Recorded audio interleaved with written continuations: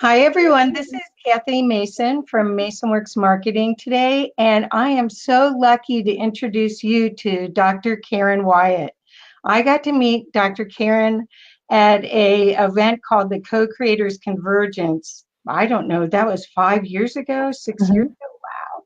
Yeah, and we immediately clicked. I love what she does, and I know that what she does will really help you as well. So first of all, I want you to know she's a best-selling author of a book called What Really Matters: 7 Lessons for Living from the Stories of the Dying. And I would show you my copy, but I couldn't find it. So Karen, can you show yours?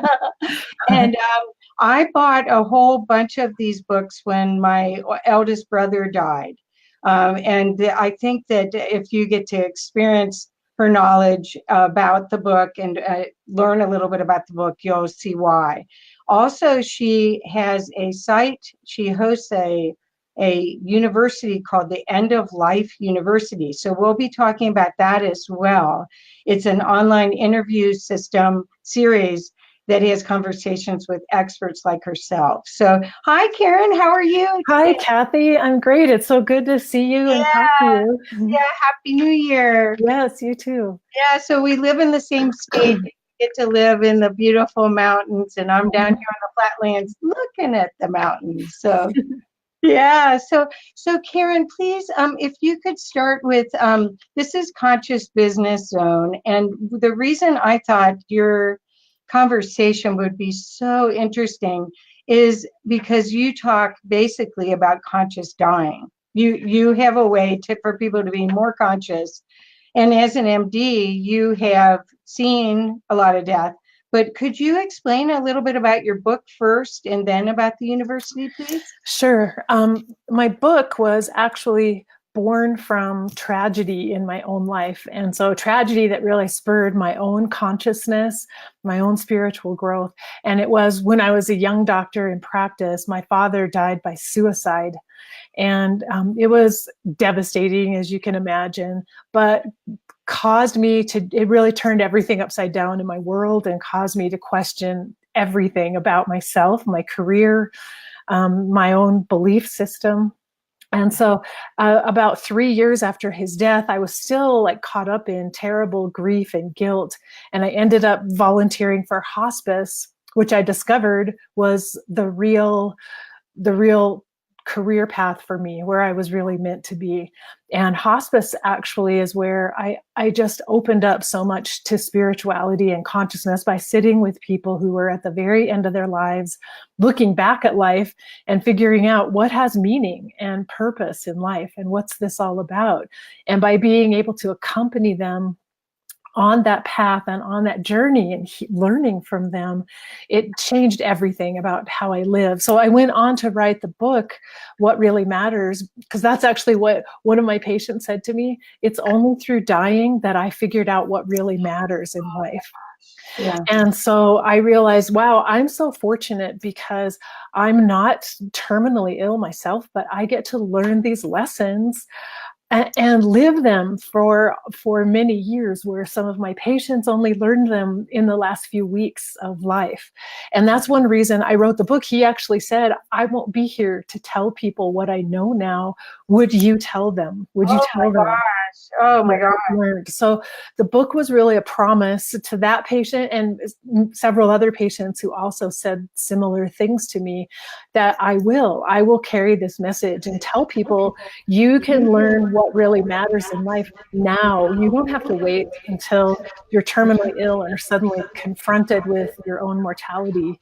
You can figure this out now and change how you live your life right now. So that's where the book came from. It has 7 lessons in it, which are lessons I gleaned from my patients, and then stories that about each of the lessons, and then my own discussion of those lessons.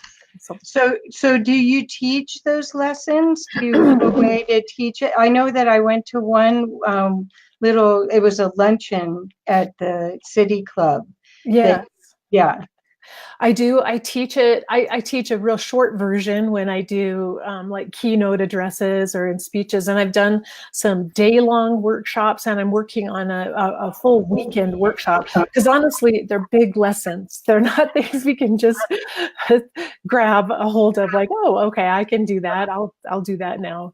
They're big lifelong lessons, really. So it takes some time to really talk it through, and how do we bring forgiveness into our life in a meaningful way that helps us grow spiritually, for Right. example. Right. Well, and did you find that there was any, for these people, was religion? I mean, I do a lot of work with the IONS group, the near-death experience group. And, so I'm fascinated with the touching death and coming back, or, that whole idea that what our journey. Mm-hmm. Did you get any of that information in hospice? I mean, were there glimpses of the afterlife, or glimpses of what's to come? Definitely, many of our patients, and this is true everywhere for the dying, in the last few days or even weeks of life, they begin having experiences which, some doctors, from their rational scientific explanation, think, oh, it's because they're oxygen deprived, or it's a side effect from medications. But it was clear to me. I would sit with patients who would see individuals in the room who had died in the past, who they knew were waiting for them, that these individuals came for them, and they were there to support them on this part of their journey. Other people who had really profound dreams that were very insightful, and so many people who had spiritual experiences of, some people who had held hatred and bitterness toward another person for most of their lives, in a moment were able to see their way to forgiveness, and it transformed them. It transformed everything about them. And so getting to witness that and experience it was profound for me. And I already had a belief in an afterlife before I started that work, but it was nothing but reinforced by what I saw with patients. And it didn't matter if the patients had been religious in the past, or devout. Patients who had been atheists and never believed in anything had some of these same experiences at the end of life. Right, because it is, if we assume that we are spiritual beings having a human experience, which is what I hold true, and consider conscious, the thing that I really like about what you're saying is, again, it's choosing a different and a higher path for your life, by knowing these 7 truths that you show in the book, the 7 lessons, that everyone could really apply them right now in their life, and have the next 10 years of their life be totally different than the trajectory they're on now.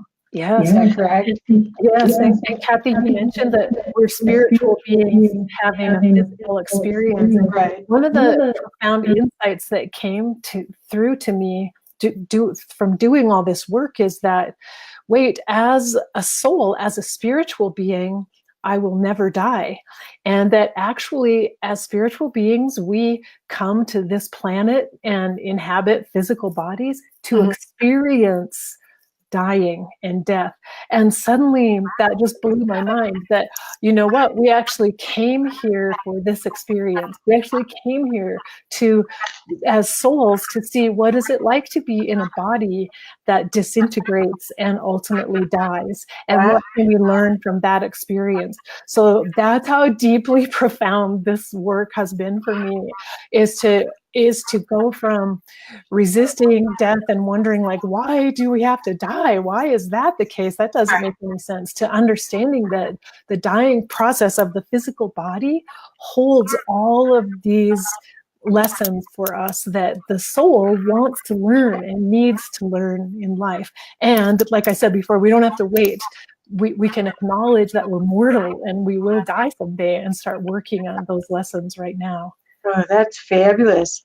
So when you said the lessons and the whole concept that it's part of the soul's journey is the beginning and the end of it, of the physical experience.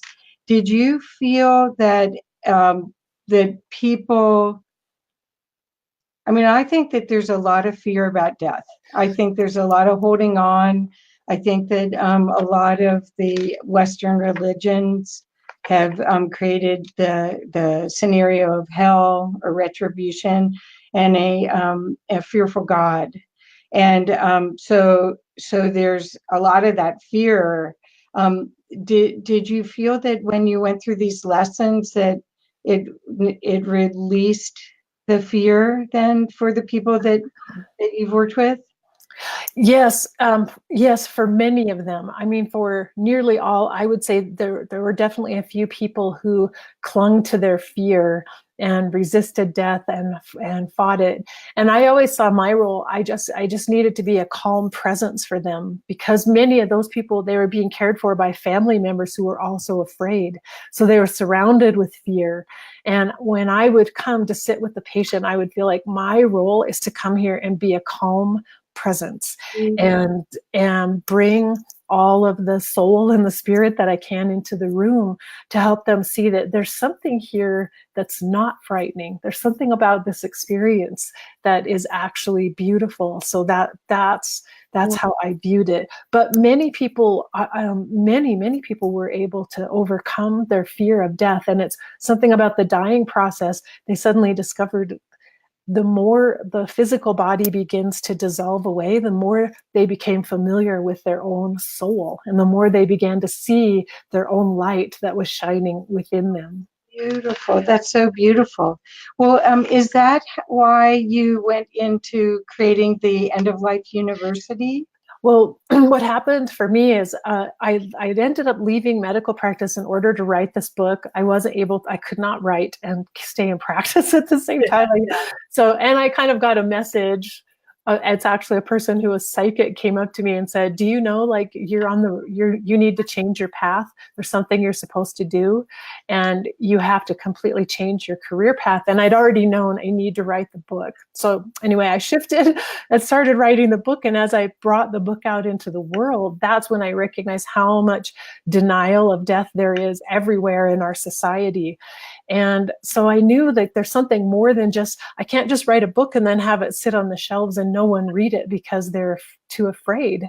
So I started doing interviews, and that was 5 years ago. I started interviewing people and posting them online, thinking I have to do something to just educate people about death and dying. And so doing interviews was one of my ways of trying to accomplish that, putting it out so people anywhere could listen in and hear us talking about various aspects of death and dying. And that's why I ended up starting the interviews. But then I fell in love with it. I just loved all the people I got to meet, and I learned so much. So I'm still doing it. Now it's become a podcast. So wonderful.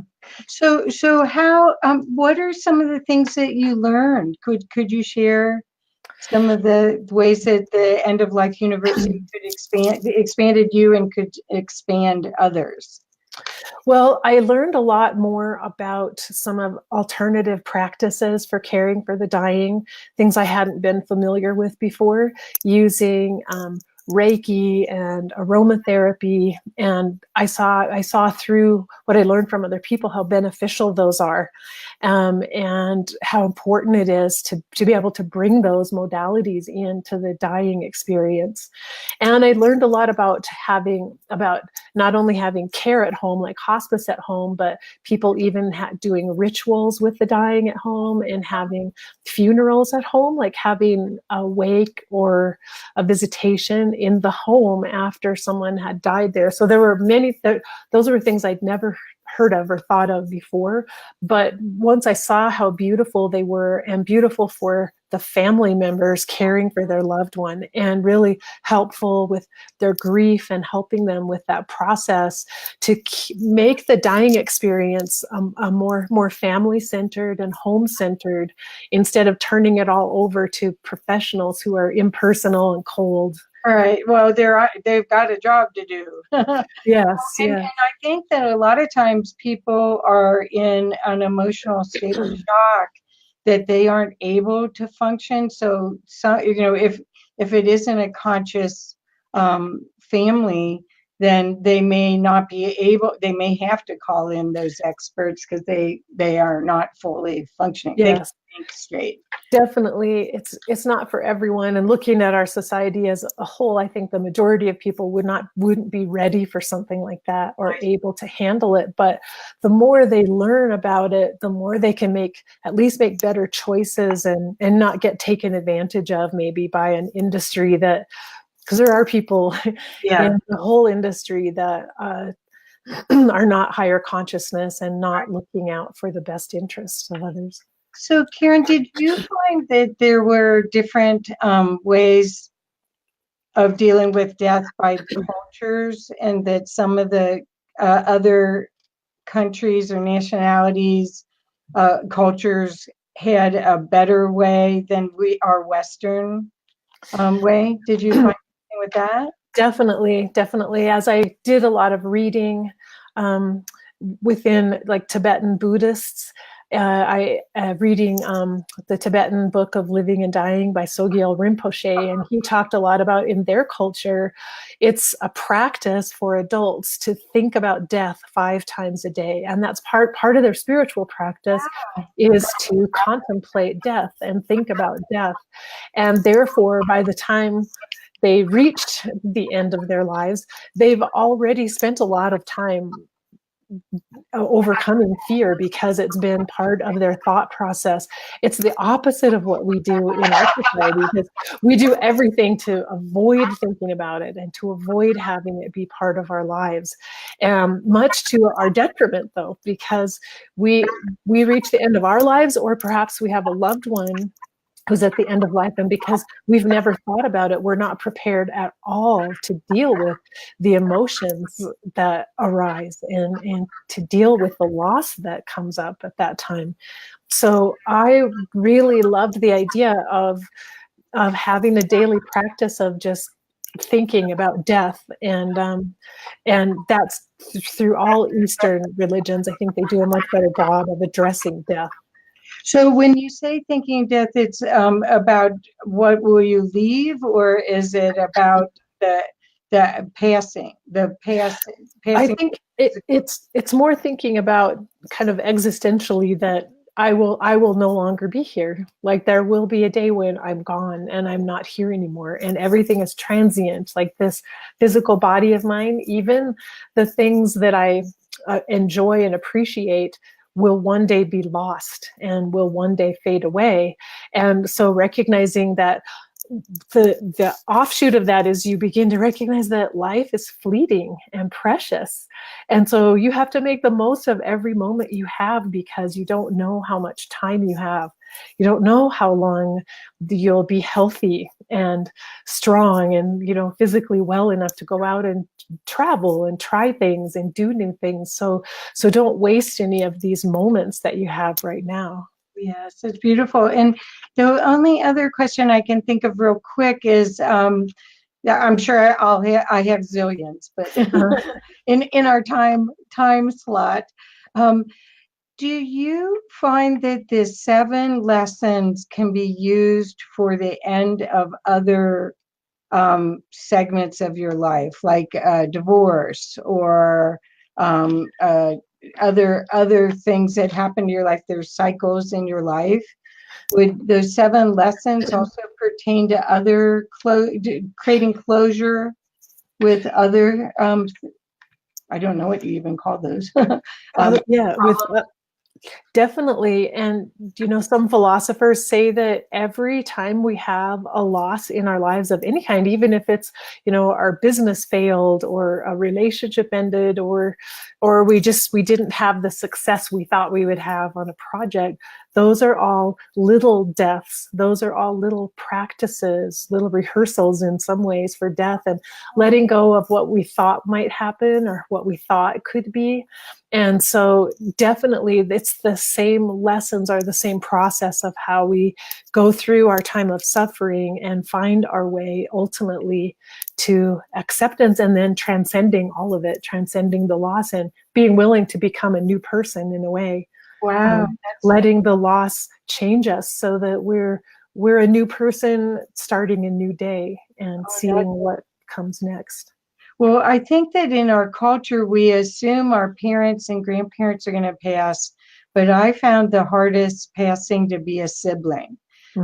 I was, and I still every day think about him. I mean, it's really interesting, even though you might not live close, but there's something about that. I don't know if it touches your own mortality, or it probably does. But there's something about that,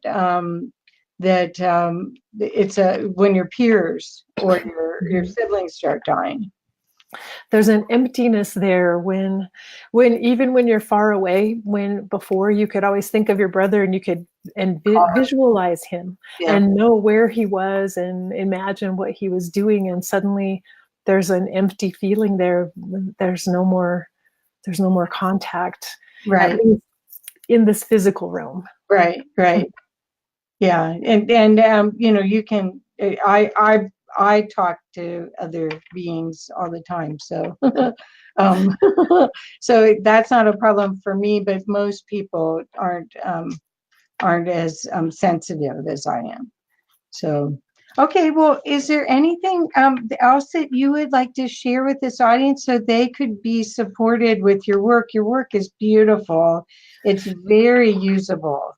So I want to encourage people to consider getting the book and listening to the End of Life University shows. So Karen, what's the best way to reach you? So people can go to eoluniversity.com. That's the website for End of Life University. And there, I have blogs there. I have, they can link to the podcast. And on the podcast, it's once a week. So there's something out there every week, either an interview or I do solo episodes where I talk about some of these spiritual issues that happen. And so they can subscribe to that podcast if they want to, and even get it on the smartphone and just listen to it on their phone each week. Okay, I put it on this screen for you. And then to get your book? Yes, it's available at Amazon. Okay, and the name again, could you say? Oh, yeah.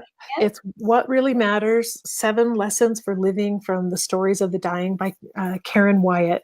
If you search on Amazon, make sure you type my name in, because there's another What Really Matters book.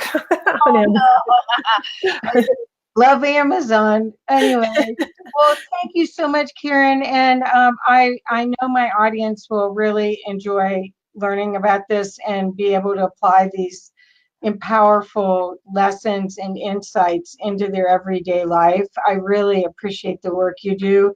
And I honestly don't know anyone else that's doing this important work, and I really appreciate and acknowledge and want to support you any way I can. Oh, here's somebody here. There's a couple people on. Let me put this. Jane Arian said, in 2011, I created a home end of life ceremony for my parents, giving their ashes back to the earth and wishing them good journeys. I didn't realize how good it makes me feel to know that what I did is supported by spirit. Oh, that's beautiful. And it's beautiful that you were motivated to do that just from yourself, your own inspiration. And that's really what I think we need to, we already kind of have within us the ability to do that, to create these rituals and ceremonies for our loved one once we put down our fear and can embrace it. Right. Oh, that's Thank you for sharing that. Yeah, and Sarah's here too. Sarah's another one of our CCC buddies. Oh, hi, Sarah. And she put the thing for us. Thank you, Sarah. And okay, well, I think we're going to wrap up. Thank you so much, Karen. And you're welcome. Thank you, Kathy. It's so fun to talk to you. Yeah. Yeah, thank you, dear. Okay, everyone, bye. We'll be sharing this around, so please make sure that you check out what Karen does. It's so important. It's really life-changing. Thank you, Kathy. Uh-huh. Thank Bye-bye. you. Goodbye.